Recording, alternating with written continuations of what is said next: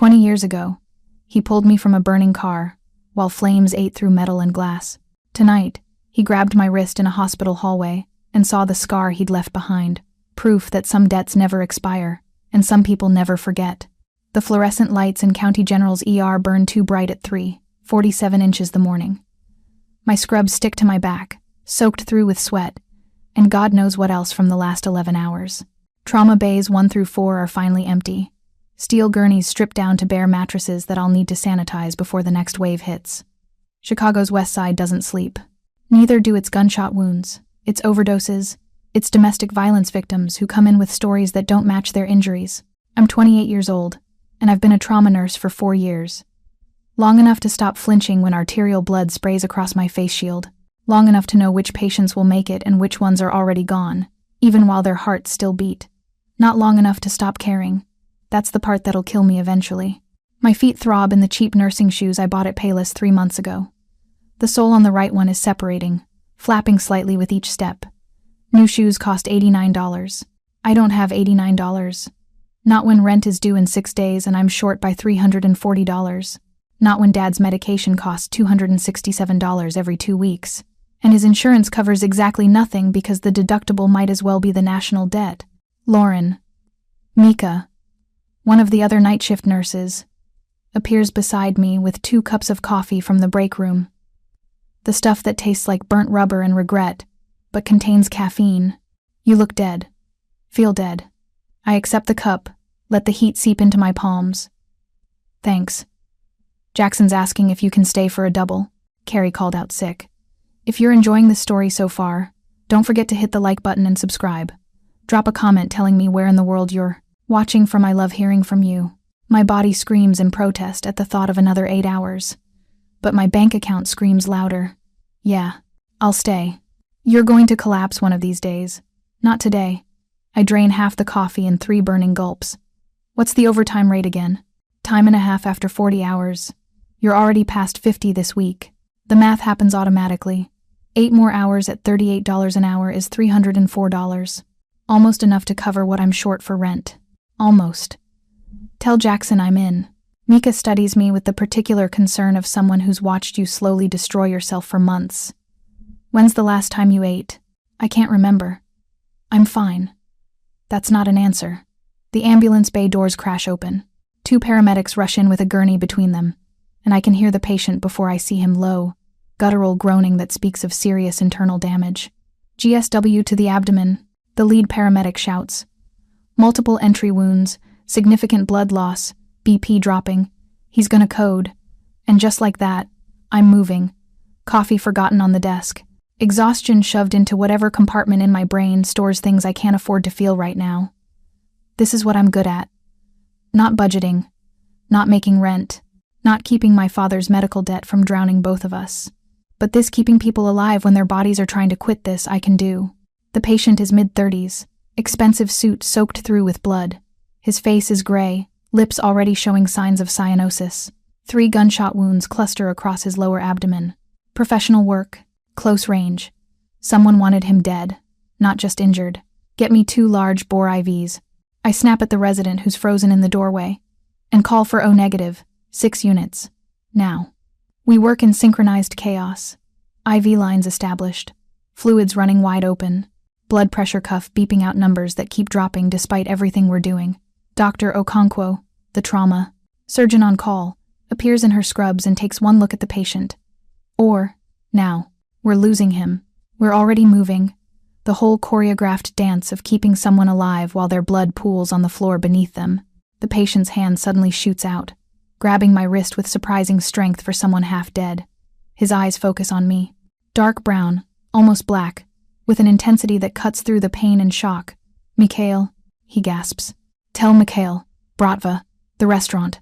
Save your strength, I tell him, trying to gently extract my wrist. His grip tightens. You're going to be fine. Mikhail Volkov. Blood bubbles at the corner of his mouth. Tell him, Dante.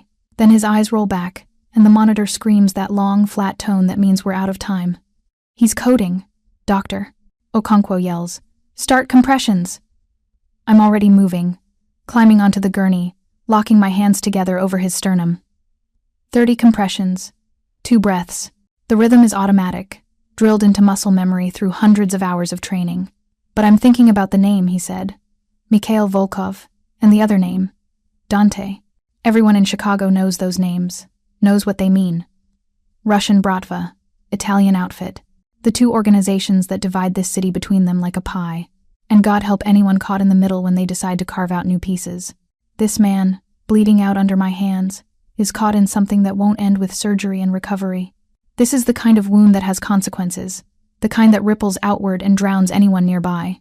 We get him back. His heart restarts after the second round of epinephrine, and we rush him to the OR where Dr. Okonkwo will spend the next 6 hours trying to repair the damage. I stand in the trauma bay afterward, looking at the blood. It's everywhere. The floor, the walls, soaked through my scrubs in dark patches that will never completely wash out. You okay? Mika asks, appearing with a mop. Preparing and narrating this type of story took us long efforts and hard work, so if you are enjoying the story, please consider subscribing to our channel. Yeah. I peel off my gloves, drop them in the biohazard bin. Just another Tuesday. But my wrist still burns where the dying man grabbed me, and his words echo in my head. Tell Mikhail. Tell him, Dante. I should forget it. Should scrub down, change my scrubs, and move on to the next patient. That's the job. You don't get involved. You don't carry their stories home with you. Except I can't stop thinking about those names. About what it means that a man shot 3 times in the abdomen used his last conscious breath to deliver a message about gang warfare. The rest of my double shift passes in a blur of standard ER chaos. A woman in labor who didn't know she was pregnant. A teenager with a broken arm from skateboarding. An elderly man with pneumonia, who reminds me so much of my father that I have to step away for a moment and breathe. By the time 2 p.m. rolls around, I've been awake for 26 hours straight. My hands shake when I clock out. The afternoon sunlight feels wrong after so many hours under fluorescence. I take the red line north to Uptown, then walk the 8 blocks to the apartment I share with my father. The neighborhood used to be nice, back when my mother was alive and Dad still worked. Now it's the kind of place where you keep your head down and your keys between your fingers. Our building smells like mildew and someone's aggressive use of air freshener that doesn't quite cover the underlying rot.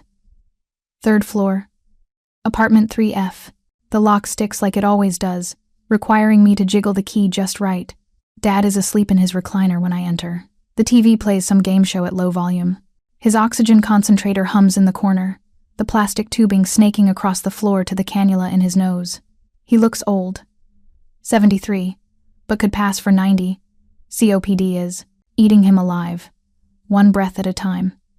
The smoking he did for 40 years as a construction worker catching up with interest. I watch his chest rise and fall, count the breaths, 18 per minute. Not great, not terrible. There are pill bottles lined up on the side table, 7 of them. I pick up each one, check the remaining tablets. His albuterol inhaler is nearly empty. That's another $95 I don't have. The mail sits on the kitchen counter.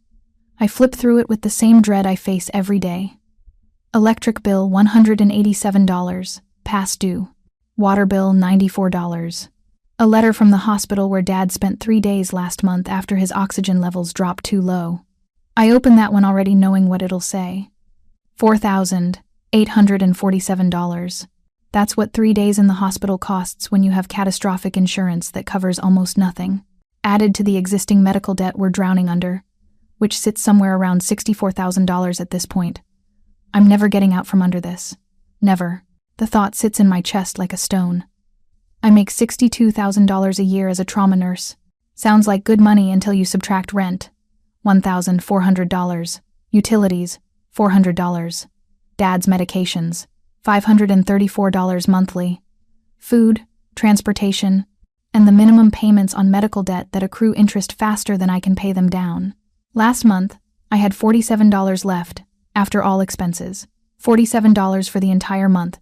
I spent it on new scrubs, because my old ones were so stained and worn that patients were starting to look at me with pity.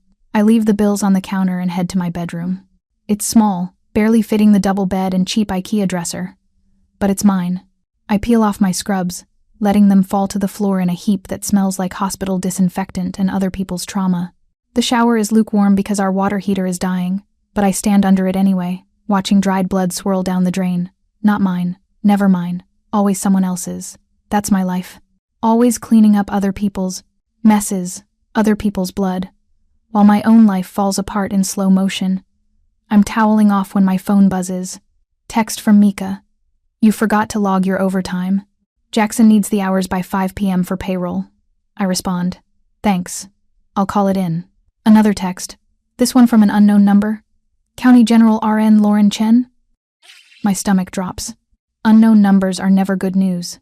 Usually creditors. Sometimes the hospital with mandatory overtime I can't refuse. I respond cautiously. Who is this? The response comes immediately. Someone who needs to speak with you about the patient from this morning.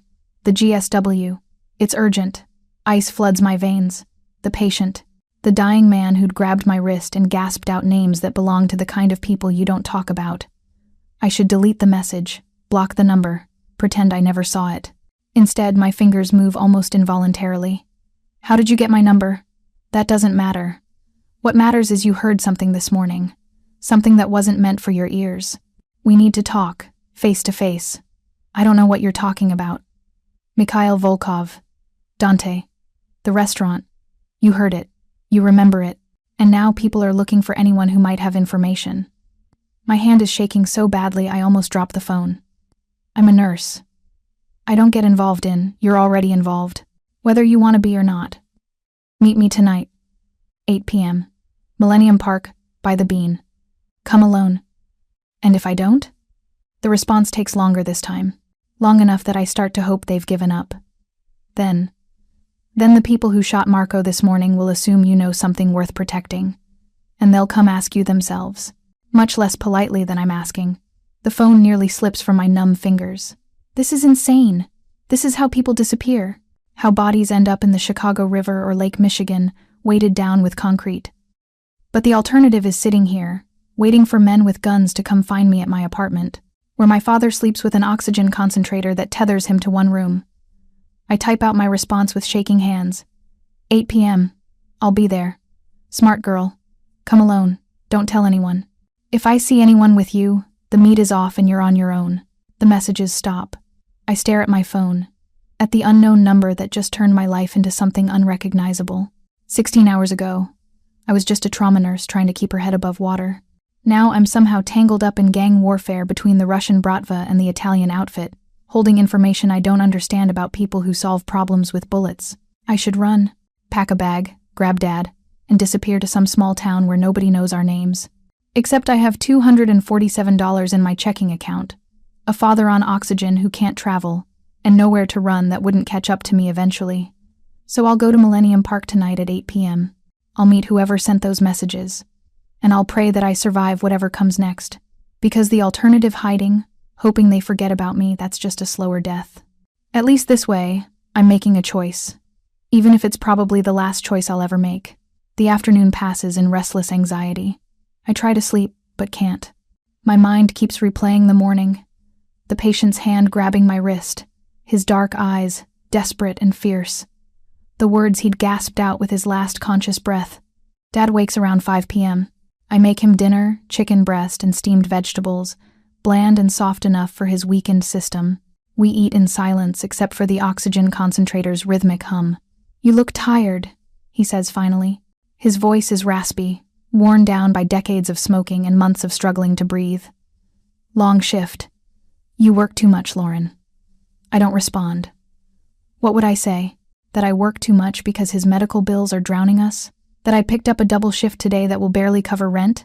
That his medications cost more than some people's mortgages? He knows all of this. Feels guilty about it in a way that makes the weight even heavier. I'm sorry, he says quietly. For being a burden, Dad. I reach across the table, take his hand. It's thin, papery, the veins prominent beneath age-spotted skin. You're not a burden. You're my father. If I'd taken better care of myself. Don't. The word comes out sharper than I intend. I soften my tone. What's done is done. We deal with what we have. He nods, but the guilt doesn't leave his eyes. It never does. I clean up dinner, wash the dishes by hand because our dishwasher broke 2 years ago and we never replaced it. The kitchen window looks out over the alley behind our building. 3 stories down, a couple argues beside a dumpster. Their voices rise and fall, words indistinct but anger clear. My phone says 6:47 p.m., 1 hour and 13 minutes until I meet a stranger in Millennium Park to discuss why a dying man said names that could get me killed. I change into jeans and a hoodie, practical clothes that won't stand out. My reflection in the mirror shows a woman who looks older than 28, dark circles under my eyes, hair pulled back in a ponytail that's more function than style. No makeup because I haven't had time or money for that in months. I look like exactly what I am, someone barely surviving, one crisis away from collapse. I'm going out for a bit, I tell Dad. He's back in his recliner, oxygen cannula in place, TV remote in hand. This late? Meeting a friend for coffee. I'll be back in a couple hours. He studies me with a father's intuition that something isn't right. But he doesn't push. Be careful. Always am. The lie tastes bitter on my tongue. I take the red line south, then walk to Millennium Park. It's early May, and Chicago is caught between winter's last grasp and summer's promise. The temperature hovers around 55 degrees. Cool enough that I'm glad for my hoodie. The park is moderately busy with tourists and locals enjoying the evening. Street performers play music. Couples walk hand in hand. Everything feels normal, ordinary, completely disconnected from the reality I'm walking into. Cloud Gate the Bean rises ahead of me, that massive sculpture of polished stainless steel that reflects Chicago's skyline in impossible curves. It's iconic, recognizable, exactly the kind of public place someone might choose for a meeting if they wanted witnesses, but not too many. My phone says 7:58 p.m. I position myself near the bean's north side, hands shoved in my hoodie pockets, trying to look casual, while my heart hammers against my ribs. A man approaches from my left. I see him in my peripheral vision, first tall, broad-shouldered, moving with the kind of confidence that comes from knowing you're dangerous.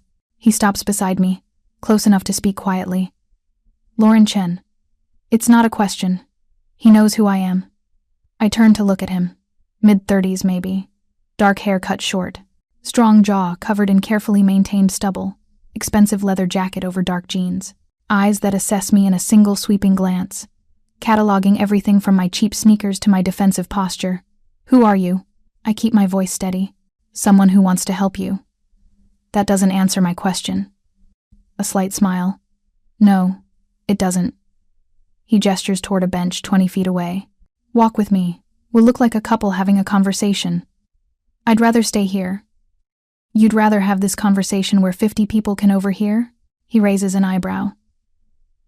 Because I guarantee at least 3 of them are watching for exactly this kind of meeting. My stomach twists. Who's watching? Walk with me, and I'll explain. I hesitate. Every instinct screams this is a mistake. But I'm already here, already involved. Backing out now doesn't make me safer. I follow him to the bench. We sit, and to anyone watching, we probably look like friends or maybe a first date. He angles himself so he can see the surrounding area while still appearing relaxed. The man you saved this morning, he begins. Marco Castellano. He worked for my organization. The words land like physical blows. Your organization. The Italian outfit. You know what that means? I know enough. Everyone in Chicago knows enough. Is he alive? Barely.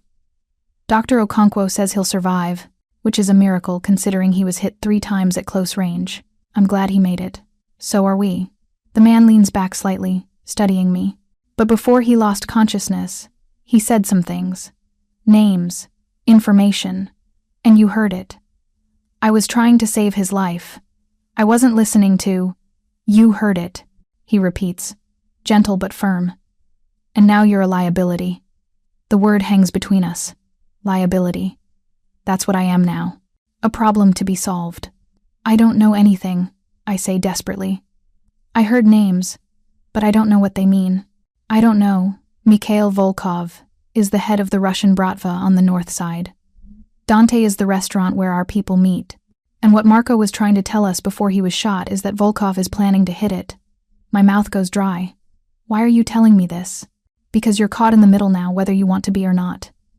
The Russians know Marco survived. They'll assume he talked. And they'll look for anyone who might have heard what he said. But I'm nobody. I'm just a nurse. That's why you're useful to them. You're approachable, vulnerable. His eyes meet mine, and there's something in his expression that's almost apologetic, easy to make talk. Terror floods through me, cold and sharp. What do you want from me? I want to make sure you stay alive, he says simply, which means you need protection. I can't afford. I'm not asking for money. He pulls a business card from his jacket, hands it to me. It's black with a single phone number embossed in silver.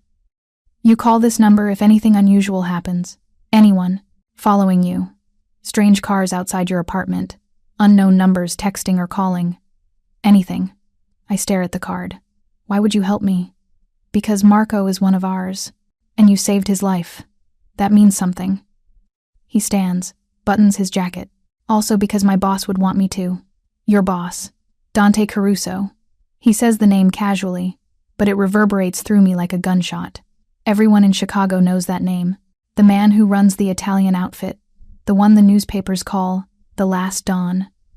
The person even dirty cops are afraid to cross. Dante Caruso knows about me. My voice comes out barely above a whisper. Not yet, but he will. The man I still don't know. His name looks at me with something that might be sympathy. Call if you need help, Lauren. Don't wait until it's too late. Then he's walking away, disappearing into the evening crowd like he was never there. I sit on the bench holding the black business card, my hands shaking so badly the silver numbers blur. 24 hours ago, my biggest problem was making rent. Now I'm on the radar of both the Russian Bratva and the Italian outfit, holding a phone number that connects me to the most dangerous man in Chicago. And somewhere in this city, people are deciding whether I know enough to be worth killing.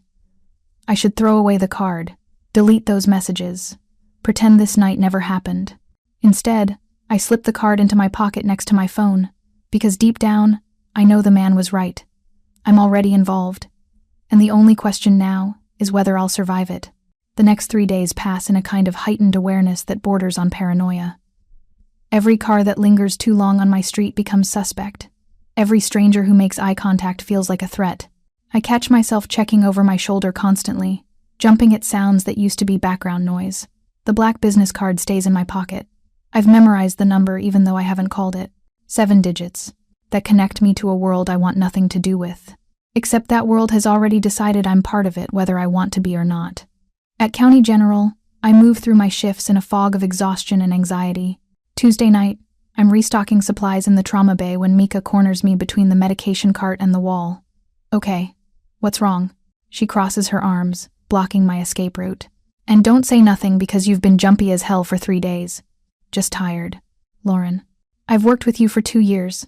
I know tired. This is something else. Her eyes soften. Is it your dad? The easy lie sits right there. I could blame it on Dad's worsening COPD, on medical bills, on the crushing weight of responsibility that never lets up. She'd believe it because it's always true anyway, but the lie sticks in my throat. I'm fine, I say instead. Just didn't sleep well. She studies me for another long moment, then steps aside. If you need to talk. I know, thanks. She leaves, and I finish restocking with hands that won't stop shaking. The truth is, I haven't slept more than 2 hours at a stretch since Millennium Park. Every time I close my eyes, I see Marco Castellano's face, hear his desperate voice gasping out names that put a target on my back. Wednesday afternoon, I'm walking home from the Red Line station when I notice the car. Black sedan, tinted windows, parked across the street from my building. It's been there since yesterday. Same spot, same angle, engine off but someone clearly inside. My heart rate spikes. I force myself to keep walking at a normal pace, to not look directly at it, but my peripheral vision tracks it the whole way to my building's entrance. Inside, I climb the 3 flights to my apartment, unlock the door with shaking hands. Dad is in his usual spot, oxygen concentrator humming, TV on low volume. He looks up when I enter, and something in my face makes him frown. What happened? Nothing. I set down my bag, move to the window. From this angle, I can just see the black sedan's roof. Dad, has anyone come by today? Anyone knock on the door or ask about me? No. His voice sharpens with concern. Why? What's going on? Probably nothing. I let the curtain fall back into place. Someone at work mentioned there's been break-ins in the neighborhood. Just being careful. Another lie. They're getting easier, which should probably worry me. I make dinner pasta with jarred sauce because it's cheap and we have it. While the water boils, I stand at the kitchen window and watch the sedan. It doesn't move, doesn't leave, just sits there like a promise of violence waiting to be fulfilled. By Thursday, the car is still there. Different spot 2 buildings down now instead of directly across the street, but same make and model, same tinted windows. Watching. My hands shake so badly during my morning shift that I drop a syringe. It shatters on the tile floor, and I have to clean it up while Dr. Okonkwo watches with barely concealed frustration. Chen, you okay? Fine, sorry. You sure? Because you seem distracted, and distracted nurses make mistakes. I'm fine, I repeat, dumping the broken glass in the sharps container. It won't happen again. But it does. Little things. Wrong medication dosage that I catch before administering. A patient chart filed incorrectly. Forgetting to log vitals. Nothing catastrophic, but enough that people notice. Go home. Jackson tells me Thursday evening when I show up for my shift. You're exhausted. I need the hours. You're going to hurt someone if you stay. Go home, Lauren. Sleep. Come back when you can function. It's not a suggestion. I clock out and take the red line north, watching every passenger who gets on or off, looking for faces that appear more than once, for eyes that linger too long. The black sedan is gone when I reach my building. I should feel relieved. Instead, my anxiety spikes higher. Because if they're not watching, from the street, where are they? Have they moved to a new position? Or have they decided watching isn't necessary anymore because they're ready to act? I'm unlocking my apartment door when my phone buzzes. Unknown number. My stomach drops. The text message is short. Tomorrow night. Your father's doctor appointment at County Medical, 3:15 p.m. We'll be waiting in the parking garage. Level 3. Come alone or he gets hurt. The phone slips from my numb fingers, clattering on the hallway floor. They know about Dad's appointment. They know his schedule. They've been watching us closely enough to know exactly when and where we'll be vulnerable. I scoop up the phone with shaking hands and read the message again, hoping I misunderstood. But the words don't change. Come alone or he gets hurt. Inside the apartment, Dad is asleep in his recliner. The oxygen concentrator hums its steady rhythm. He looks fragile, breakable, completely unaware that he's being used as leverage against me. I sink onto the couch, head in my hands, trying to think through the terror. If I go to the parking garage alone, I'm walking into a trap. They'll take me somewhere private, ask questions about what Marco said, and when they're satisfied I've told them everything, or when they decide I don't know anything useful, they'll make sure I can't talk to anyone else. If I don't go, they hurt Dad, or worse. If I go to the police, I'm signing both our death warrants. Because people like the Russian Bratva don't stop just because you called the cops. They wait. They plan. And eventually, they come for you when the police can't protect you anymore. The black business card sits in my wallet, 7 digits connecting me to Dante Caruso's organization. I pull it out, stare at the embossed numbers. This is insane.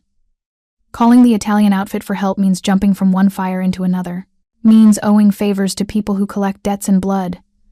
But it's the only option that might keep Dad safe. My hands shake as I dial the number. It rings once, twice, 3 times. I'm about to hang up when someone answers. Yes. Male voice, calm, professional. My voice breaks. I clear my throat. Try again. I was told to call this number if something happened. Name. Lauren Chen. I was at the hospital when... I know who you are. A pause. The sound of keyboard typing. What happened? I explain about the sedan. The text message. The threat against my father. Another pause, longer this time. Tomorrow at 3:15 p.m., the voice says finally. You and your father will go to County Medical as scheduled, but you won't park in the garage. You'll park in the visitor lot on the south side. Someone will meet you there. Who? Just do it, Miss Chen. We'll handle the rest. The line goes dead. I sit holding the phone, heart hammering, wondering what I've just set in motion. Friday arrives too quickly. I barely sleep. Every sound in the building startles me awake, footsteps in the hallway, the elevator groaning, someone's TV too loud through thin walls. By morning, I've convinced myself that men with guns will kick down my door at any moment. But nothing happens. Dad wakes at his usual time. I make him breakfast oatmeal with honey, coffee that's more milk than caffeine because his stomach can't handle the acid. He notices my hands shaking when I set down his bowl. You're scaring me, Lauren. I'm fine. You keep saying that, but you're not. He reaches across the table, takes my hand. His grip is weak but earnest. Whatever's wrong, we'll figure it out together. Guilt crashes through me. He's dying slowly, drowning in debt from medical bills he never asked for. And I'm dragging him into gang warfare because I tried to save someone's life. I love you, Dad. He squeezes my hand. I love you too, sweetheart. The appointment is at 3:15 p.m. We leave at 2:30, taking the red line south. Dad moves slowly, the portable oxygen concentrator strapped to his back, making him look like some kind of cyborg. Every few steps, he stops to catch his breath. I hold his arm, supporting his weight, scanning every face we pass, looking for threats, for Russian enforcers who've decided to move up their timeline. At County Medical, I bypass the parking garage completely. Instead, I pull into the visitor lot on the south side like the voice on the phone instructed. My hands are sweating on the steering wheel. A man stands near the entrance, tall, mid-20s, wearing a dark suit that screams money and danger. He's not trying to blend in. He's making a point. I'm here. We see you. You're protected now. I help Dad out of the car. The man approaches, his eyes doing a quick sweep of the surrounding area before landing on us. Miss Chen. He nods toward the medical building. I'll walk you inside.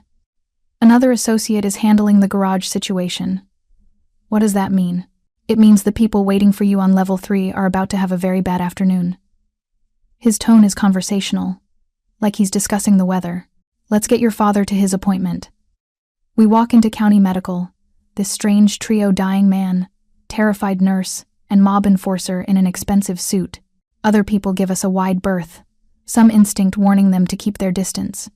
If you're hooked on this story, make sure to subscribe and turn on notifications so you never miss an upload.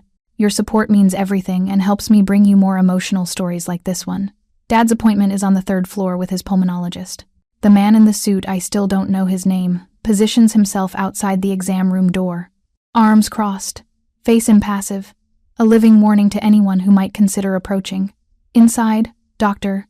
Patel examines Dad with the kind of thorough concern that makes my chest tight. She listens to his lungs, checks his oxygen saturation, reviews his medication list. The numbers aren't improving, she says finally. Her voice is gentle but honest.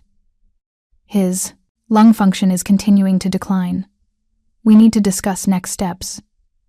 What kind of next steps? Long-term oxygen therapy at higher levels, possibly looking at transplant evaluation, though given his age and other health factors. She trails off, but the implication is clear. He's not a candidate. He's too old, too sick, too far gone. How long? I ask. The question I've been avoiding for months. That's difficult to predict. Could be years. Could be months. Dr. Patel meets my eyes.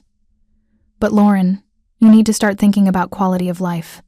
About what he wants when, if things progress. If, she means when. We both know it. The appointment ends with new prescriptions that will cost $340 out of pocket, an increase in oxygen flow rate, and a follow-up scheduled for 6 weeks. 6 weeks. As if we're guaranteed that much time. Dad is quiet on the way out. The man in the suit falls into step beside us, his presence drawing stares from hospital staff and visitors. We take the elevator down to the lobby, walk back out into afternoon sunlight that feels too bright, too normal. In the parking lot, Dad stops beside the car. Who is he? He looks at the man in the suit. And don't tell me he's a friend. I struggle for words. He's making sure we're safe. From what? I can't answer that. Can't explain about Marco Castellano or the Russian Bratva or the fact that I'm now under the protection of the Italian outfit because I saved the wrong person's life. The man in the suit speaks up for the first time since we arrived. Your daughter did something brave, sir. Sometimes being brave has consequences. We're making sure those consequences don't fall on her. Dad studies him for a long moment, then looks at me. What did you do, Lauren? My job. I did my job. He doesn't look convinced. But he's too tired to push, too sick to demand answers I can't give. I help him into the passenger seat, strap the oxygen concentrator beside him. The man in the suit leans against my driver's side door before I can get in. The situation in the garage has been handled, he says quietly. 3 men. They won't be bothering you again. Handled? My voice comes out strangled. What does that mean? It means they received a clear message about leaving you alone. His expression doesn't change. You're under our protection now, Miss Chen. That means something. People know not to touch you. I didn't ask for protection. No. But you needed it. He straightens, steps away from the door. Someone will be in touch soon, probably tonight. Answer when they call. Who? Preparing and narrating this type of story took us long efforts and hard work. So if you are enjoying the story, please consider subscribing to our channel. But he's already walking away, disappearing into the parking lot like he was never there. I drive home in silence. Dad sleeps in the passenger seat, exhausted from the appointment and the medication. I watch the rearview mirror obsessively, looking for cars following us, for threats that might materialize at any moment. We make it home without incident. I help Dad upstairs, get him settled in his recliner with the oxygen concentrator running at the new higher flow rate. He's asleep within minutes. I stand at the kitchen window, looking down at the street. No black sedan, no cars that look suspicious. But I know they're out there somewhere, watching, waiting to see what I'll do next. My phone buzzes at 8:47 p.m. Unknown number, but I answer it this time. Hello? Lauren Chen. The voice is different from the one I spoke to yesterday. Deeper, with an authority that makes my spine straighten automatically. My name is Dante Caruso. I believe we need to meet. The name hits me like a physical blow. Dante Caruso, the man who runs the Italian outfit, the person everyone in Chicago fears, and he wants to meet with me. I don't understand. You saved Marco Castellano's life. That makes you valuable to me, but it also makes you a target for people who wish me harm. He pauses. Tomorrow night, 9 p.m. There's a restaurant called Giordano's on Taylor Street. Come alone. We'll talk. I have to work. Call in. This is more important than a shift at County General. His tone brooks no argument. 9 p.m., Miss Chen? Don't be late. The line goes dead. I stand in my kitchen, phone clutched in my shaking hand, and try to process what just happened. Dante Caruso, the most dangerous man in Chicago, just personally called me. Knows my name, my job, my schedule, has decided I'm valuable to him, which might be the most terrifying thing I've ever heard. Because in his world, valuable means useful, and when you stop being useful to people like him, you become disposable. I should run, should pack whatever I can carry, take Dad, and disappear into some small town where names like Caruso and Volkov mean nothing. But I have $374 in my bank account, a father on oxygen who can't travel, and nowhere to go that these people couldn't find me eventually. So tomorrow night at 9 p.m., I'll go to Giordano's on Taylor Street. I'll meet Dante Caruso, and I'll hope that being valuable keeps me alive long enough to figure out how to escape this nightmare I've fallen into. Saturday morning arrives with the kind of crystalline clarity that makes Chicago beautiful. Blue sky, temperatures pushing toward 65 degrees, the kind of day that would normally have people flooding parks and outdoor cafes. I spend it in a state of barely controlled terror. Dad notices, because of course he does. He's been watching me spiral for a week now. Over breakfast, scrambled eggs and toast because I can't taste anything anyway, he finally speaks up. You need to tell me what's going on. I told you. Everything's fine, Lauren. His voice, weakened by COPD and exhaustion, still carries the weight of paternal authority. I'm dying. We both know it. What I don't know is what's got you terrified enough to jump at shadows. I set down my fork, meet his eyes. See the concern there mixed with fear that something is happening to his daughter and he's too weak to protect her. You remember the patient last Tuesday? The gunshot wounds? The one you saved? Yeah. Well, he was connected to bad people. And before he lost consciousness, he said things that have made me a target. Dad's face goes pale. What kind of bad people? The kind you don't say no to. Understanding dawns in his eyes. The Italian outfit. Everyone in Chicago knows about them, even people who try to stay invisible. Jesus, Lauren, I didn't mean for it to happen. I was just doing my job. But now. I swallow hard. Now they think I know something. Both sides. Both sides? There's Russians involved too. They're the ones who sent those men at the garage yesterday. His hands shake on the table. We need to go to the police. Dad, the police can't protect us from these people. You know that. I reach across, take his thin, papery hands in mine. I'm handling it. There are people who've promised protection. I'm meeting with someone tonight who can keep us safe. Who? I can't say the name. Can't tell my dying father that I'm meeting with Dante Caruso because the truth would terrify him even more than the vague explanations I'm offering. Someone who has the power to make this go away. He studies my face for a long moment, then nods slowly. Okay, but Lauren, promise me something. Anything. If this gets too dangerous, if these people ask too much, you run. You leave me here and you run. Dad, I would never. Promise me. His grip tightens with surprising strength. I'm 73 years old with lungs that barely work. You're 28 with your whole life ahead of you. If it comes down to choosing between us, you choose yourself. Promise. Tears blur my vision. I promise. It's a lie. We both know it. But he needs to hear it, and I need to give him something that looks like reassurance. The day crawls by with excruciating slowness. I try to distract myself, clean the apartment, do laundry, watch TV with Dad, but my mind keeps circling back to 9 p.m., to Giordano's on Taylor Street, to Dante Caruso waiting for me.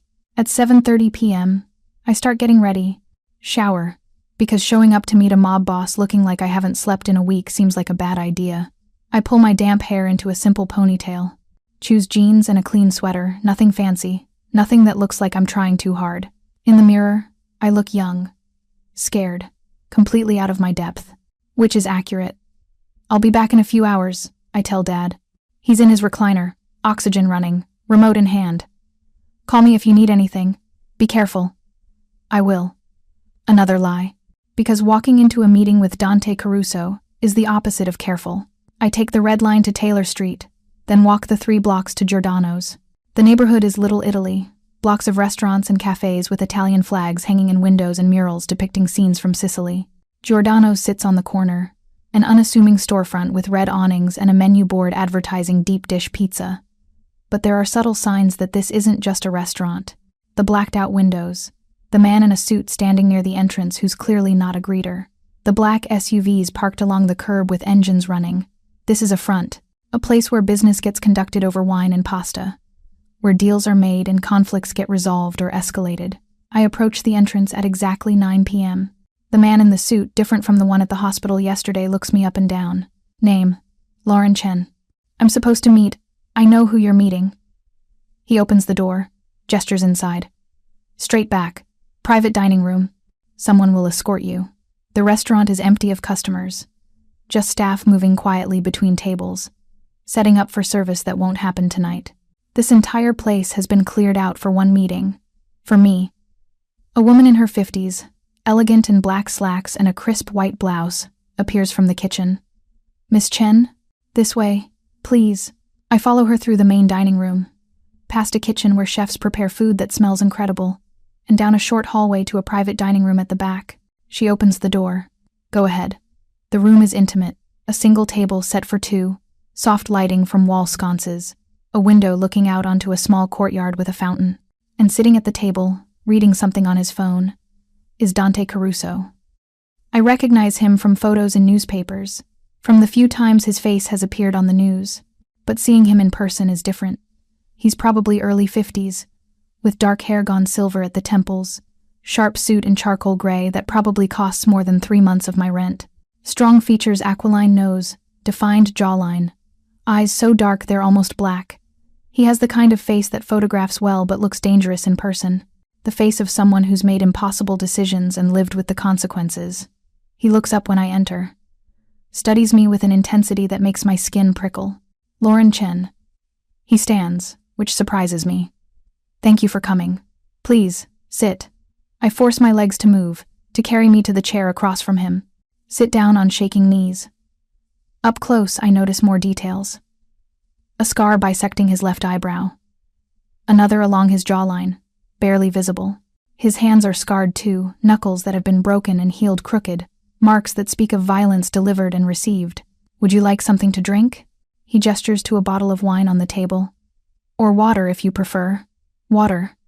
My voice comes out steadier than I expected. He pours from a crystal pitcher, hands me the glass. Our fingers don't touch, but I'm aware of the proximity, of how close I am to someone who could have me killed with a phone call. You're terrified, he observes. Not unkind, just stating fact. Yes. That's smart. Fear keeps people alive.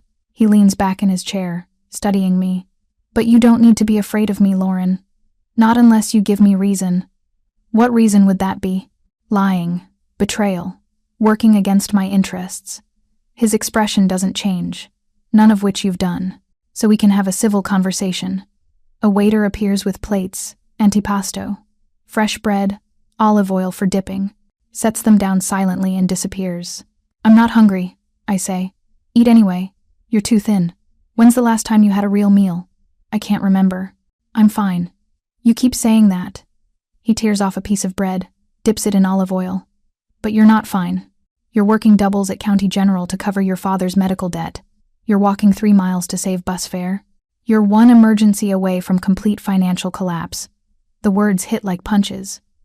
Because he's right. And because he knows these things about me means he's been watching, learning, deciding whether I'm useful or dangerous.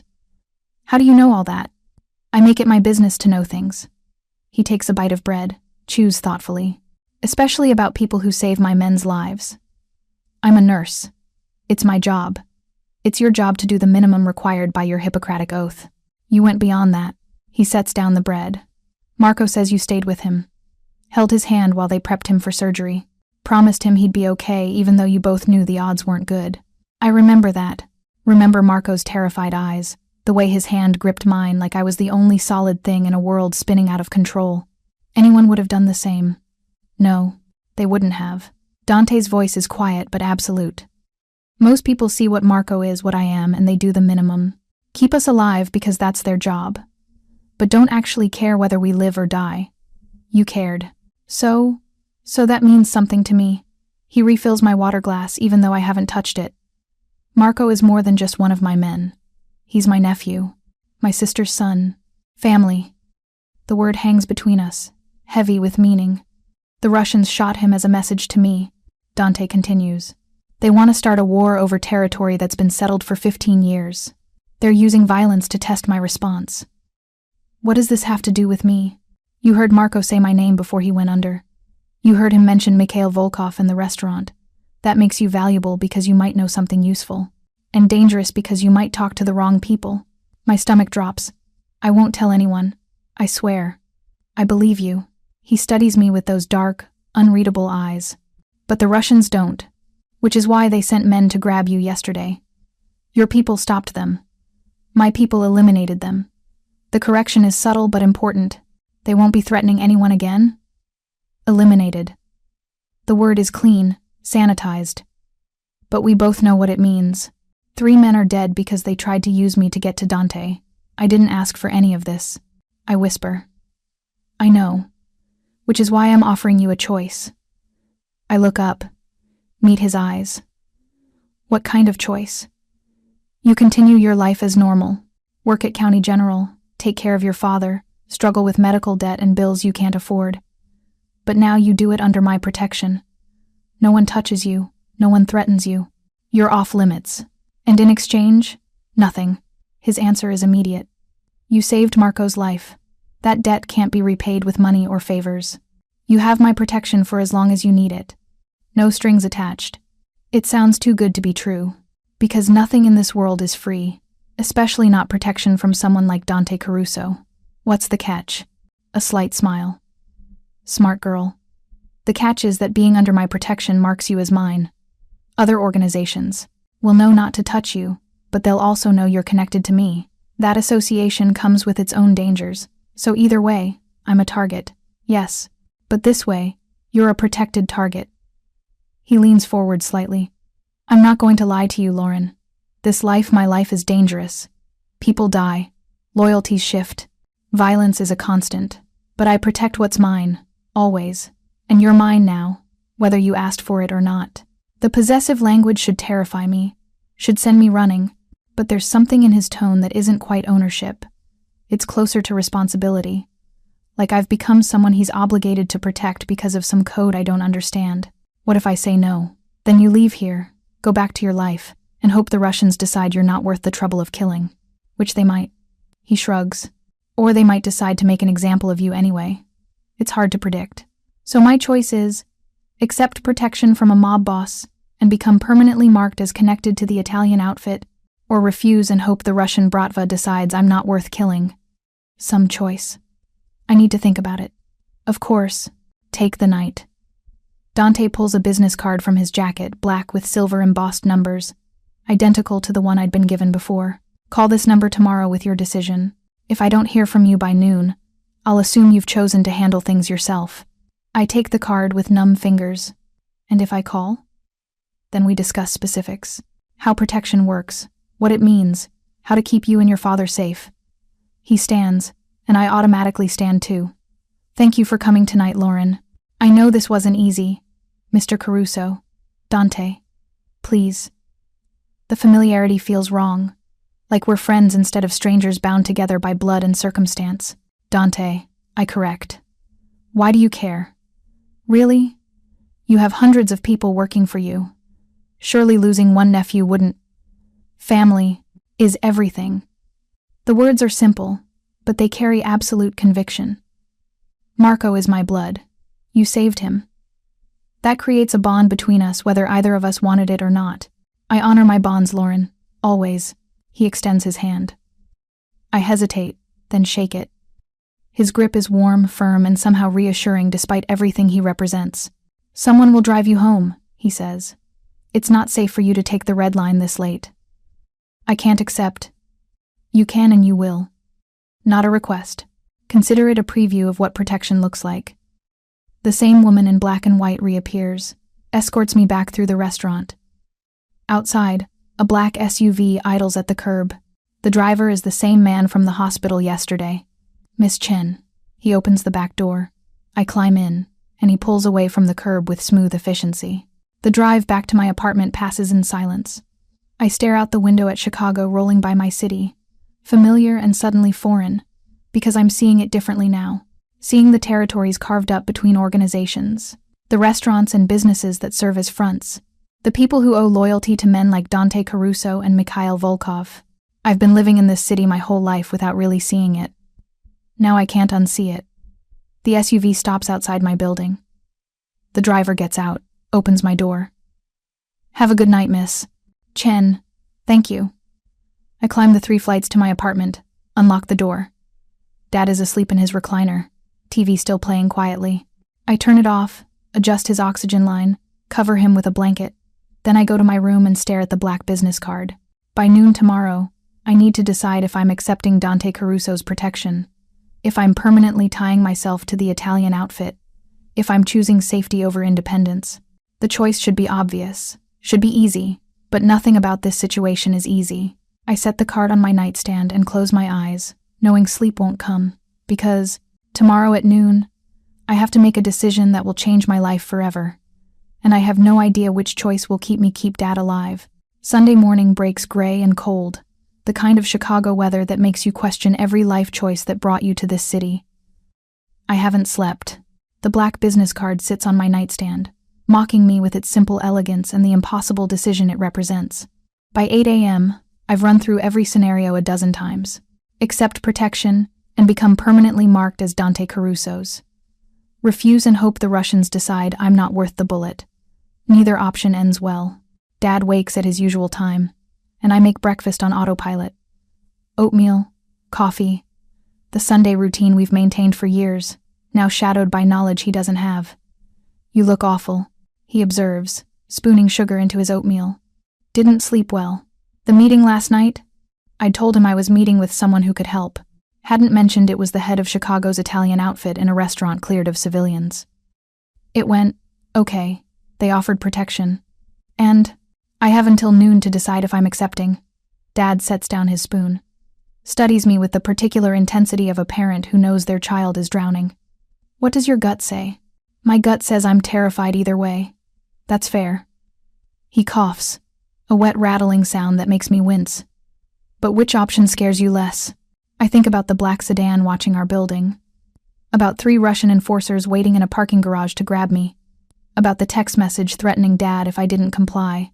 Then I think about Dante Caruso's dark eyes assessing me across a dinner table. About his measured words and careful promises. About the way he'd said family is everything like it was scripture. Being alone scares me more, I admit quietly. Then you have your answer.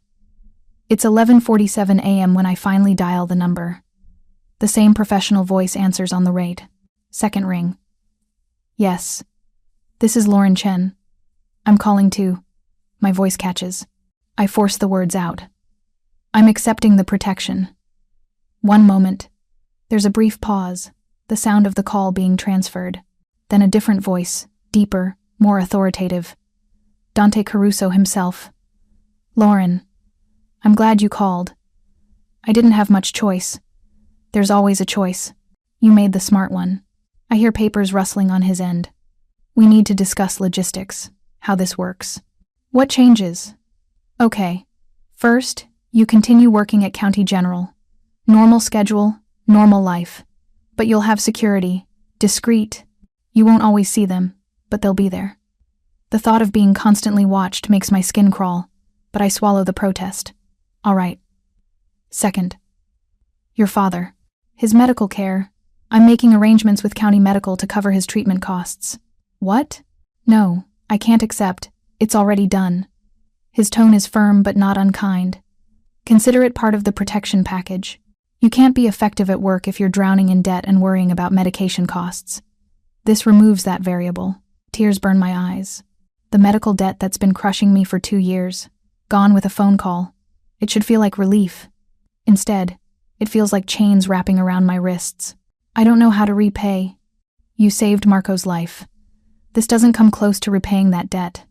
It just balances the scales slightly. He pauses. There's something else we need to discuss. The scar on your left arm. My blood turns to ice. What about it? I need you to come to my home this afternoon. 4 p.m. There's something I need to show you. Something that involves that scar. I don't understand. You will. 4 p.m., Lauren. Someone will pick you up. The line goes dead before I can respond. I stand in my kitchen, phone clutched in my shaking hand, trying to process what just happened. The scar on my left arm, the burn that runs from my elbow to my wrist, a twisted mess of tissue that I've carried for 20 years.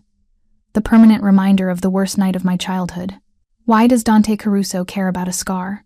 The black SUV arrives at exactly 3:45 p.m. I've spent the intervening hours in a state of numb anxiety, trying to figure out what connection my childhood burn scar could possibly have to the Italian outfit. Coming up with nothing that makes sense. Dad notices me getting ready clean jeans, a sweater that covers the scar, hair pulled back in a simple ponytail. Another meeting? Yeah. Dante Caruso wants to see me. His eyebrows rise. Caruso? As in, yes, the head of the Italian outfit. I pull on my jacket. He says there's something he needs to show me. Something about... I trail off, not sure how to explain. But Dad, if anything happens, nothing's going to happen. His voice is firm despite the oxygen cannula and the weakness. You're under protection now. Remember? That means something to these people. I hope he's right. The driver is different this time. Younger, maybe 30, with the same dangerous competence they all seem to carry.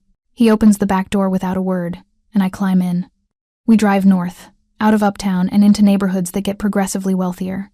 Past Lincoln Park with its manicured lawns and historic brownstones. Into Gold Coast where property values require multiple commas. The SUV turns onto a tree-lined street and stops in front of a mansion that makes my breath catch.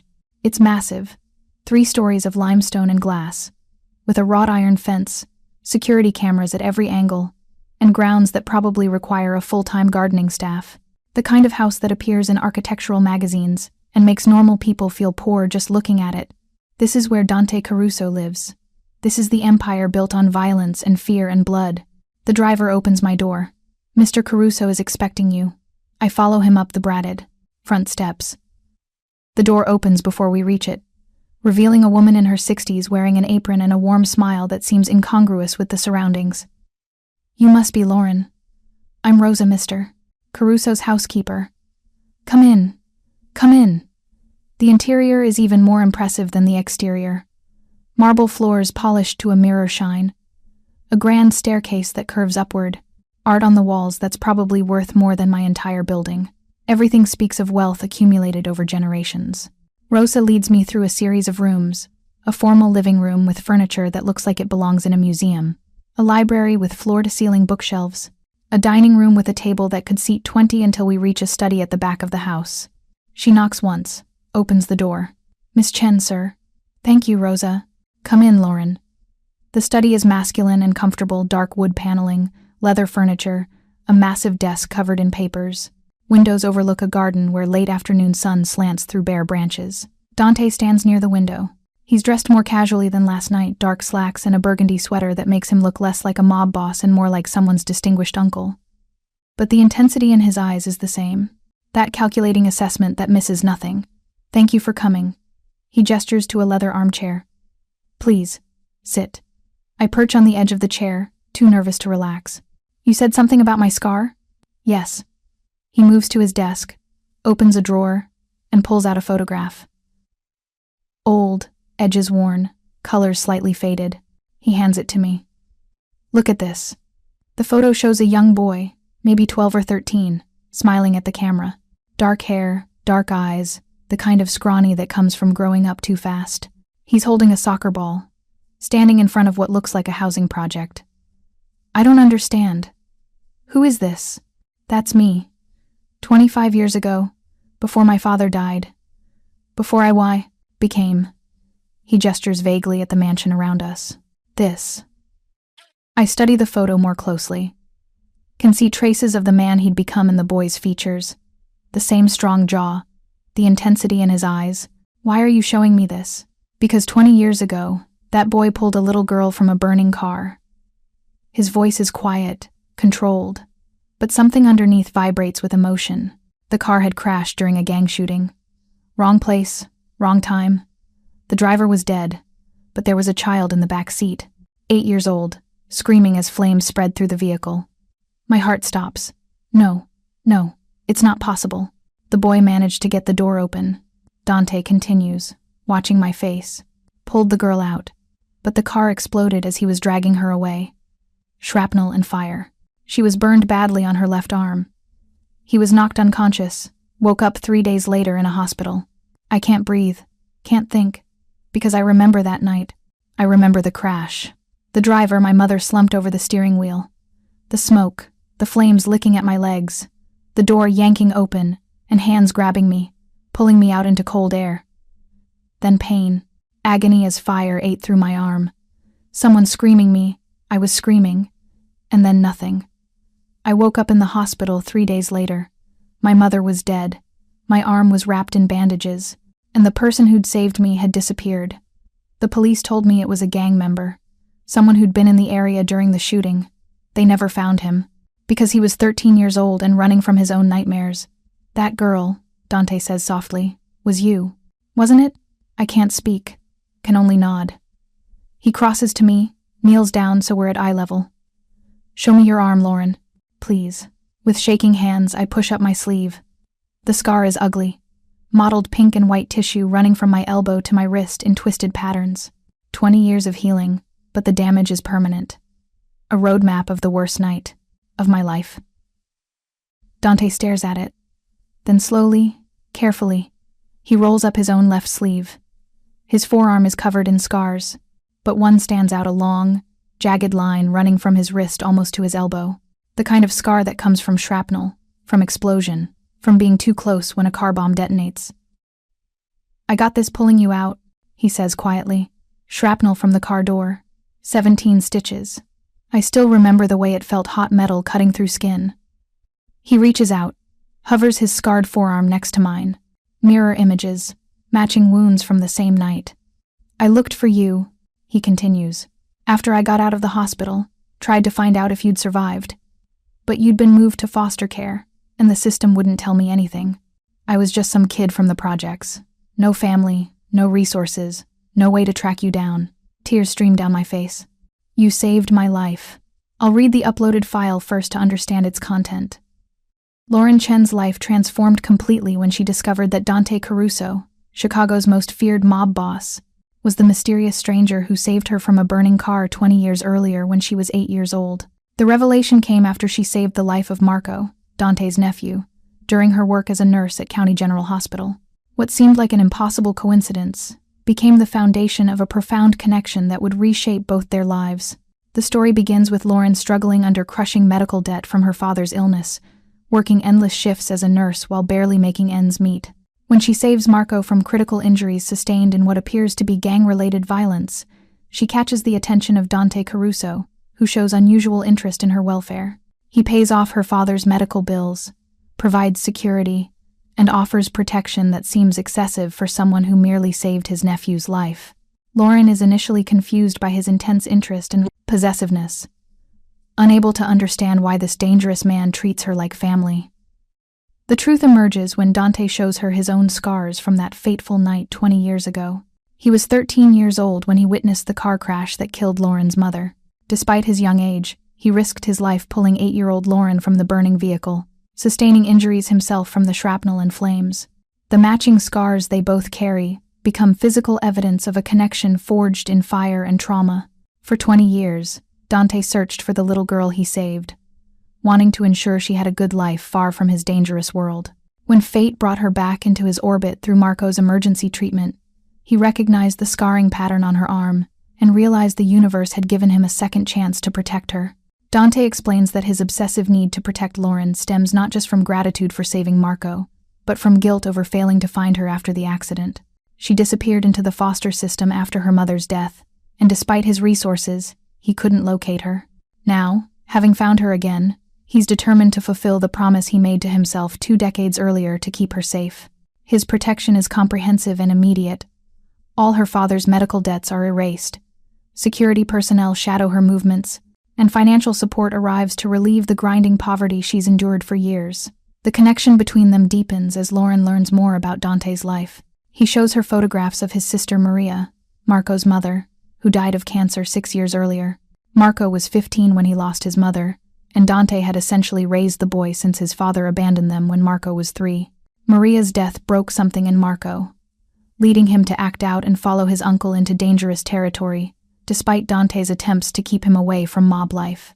By saving Marco, Lauren gave Dante back the last living piece of his beloved sister, which explains the depth of his gratitude and protective instincts. Lauren's initial fear and confusion gradually transform into understanding and eventually love. She sees beyond the dangerous mob boss exterior to the man underneath, someone who lost his sister, who's desperately trying to save his nephew from following his violent path, and who once risked everything to pull a stranger from flames. The possessiveness that initially frightened her makes sense now. It's not about ownership, but about a bond forged through shared trauma and an impossible reunion. Dante doesn't want to own her. He wants to give her the safe, normal life he always wished for her, even while knowing his world has now touched hers irrevocably. As their relationship develops, Lauren must navigate the strange duality of her new existence. She continues working as a nurse at County General, maintaining her professional identity and commitment to saving lives.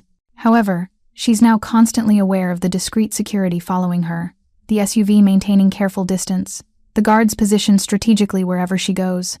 Her old life of crushing debt and constant anxiety has been replaced by financial security and protection, but it comes with the knowledge that she's now connected to Chicago's criminal underworld through Dante. The situation becomes more complicated when Russian mob elements threaten Lauren as leverage against Dante. Rather than backing down, Dante responds with lethal force, making it clear that anyone who threatens her will face deadly consequences. He kills to protect her, demonstrating the extent of his commitment, while also showing her the brutal reality of his world. This violence, while shocking, is presented as necessary protection rather than gratuitous cruelty. Lauren must reconcile the man who kills without hesitation with the man who gently fastens a necklace around her throat and remembers offhand comments about her abandoned painting hobby. Lauren's father provides an important grounding perspective throughout this transformation. When she reveals the truth about Dante's identity, her father asks the crucial question of whether she trusts him. Lauren admits she doesn't know, but feels she has to trust him. For the first time in 2 years, she's not drowning financially, not choosing between her father's medication and rent, not working doubles until she collapses. Someone is finally taking care of them, and despite the complications and dangers, that relief is profound. Her father's acceptance of the situation, while not enthusiastic, acknowledges the reality that Dante has given them both a lifeline. The narrative explores the concept of chosen family and unconventional relationships. Rosa, Dante's housekeeper, becomes a maternal presence. Marco, recovering from his injuries, bonds with Lauren and becomes genuinely protective of her. The household staff and Dante's trusted associates all recognize and respect her position. This assembled family mob boss, nurse, dying father, recovering nephew, and motherly housekeeper, creates moments of surprising normalcy amidst the violence and danger. They share meals, tease each other, and build genuine connections that transcend their unusual circumstances. After the Russian threat is neutralized, Dante offers Lauren a choice. She can return to her old life, to her apartment, and her previous normal existence, or she can stay with him and build something together. This moment is crucial because it acknowledges that everything until now has been reactive circumstances forced upon her rather than chosen.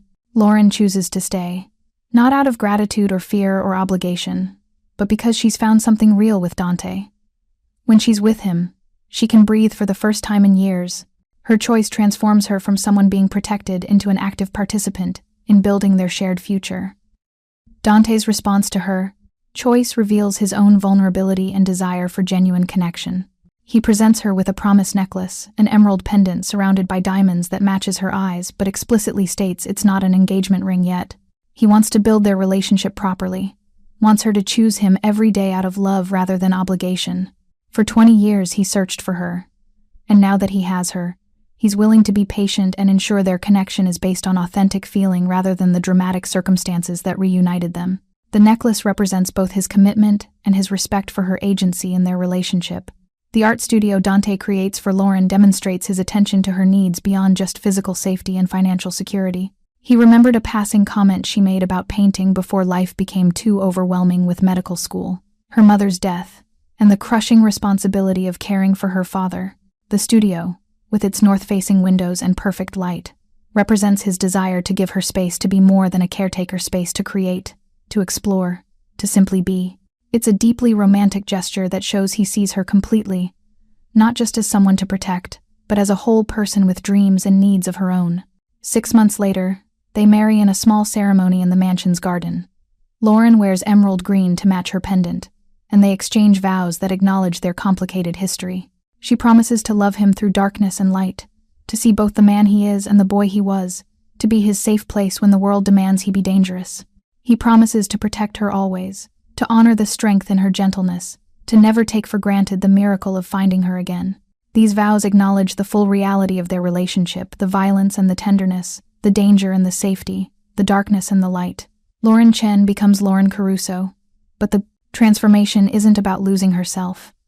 She continues working as a nurse, continuing to save lives, but now with the security of knowing she's protected and valued. The nurse who saves lives becomes the wife of Chicago's most dangerous man. But she doesn't stop being herself. She simply adds new dimensions to her identity.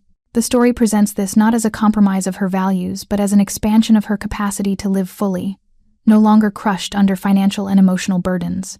The narrative's central theme revolves around debts that can never be repaid, only honored. Dante saved Lauren's life 20 years ago, creating a debt she could never repay. Lauren saved Marco's life, creating a debt Dante felt he could never repay. But neither of them seeks repayment. Instead, they honor these debts through love, protection, and commitment. Their matching scars serve as permanent reminders that some connections transcend logic, that fate can work in mysterious ways, and that trauma can create bonds as strong as any deliberate choice. The story explores moral complexity without attempting to resolve it. Dante is unquestionably dangerous, a mob boss who kills and controls through fear and violence.